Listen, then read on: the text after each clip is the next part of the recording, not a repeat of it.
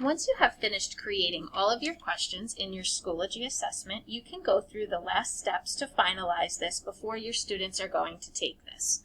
So now when you're here, you're looking at all of your questions and you're in your questions tab, and you're going to see that they're in number order going down the page. Any of these questions can be clicked and dragged and dropped if you would like to reorder them. So these can all be moved around. Another option that you're going to see is that you have the ability to come in here and give each of your questions a specific point value. So if you have an audio question and you want this to be worth 5 points, you can go in and change that point value. You always have the option to click on these 3 dots and you can either edit this question, you can copy this question, or you can go and delete it if you've determined that you did not want to work with it.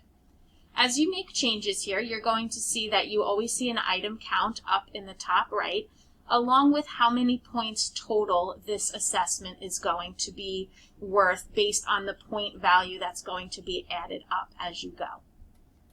When you are ready to let your students take this, the last step you're going to want to look at is the option to preview this.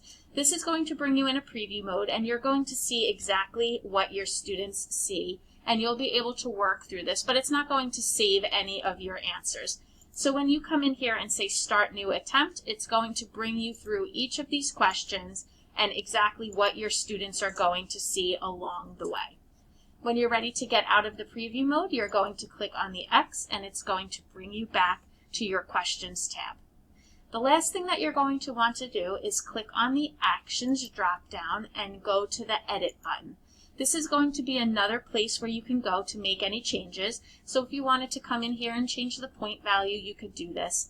But you are going to want to make sure that you enable the submissions. By default in your assessment, the submissions are going to be disabled, meaning your students aren't going to be able to work on this. So when you're ready for them to take this assessment, you're going to want to click on this drop down and make sure you have this enabled, and then you click on Save.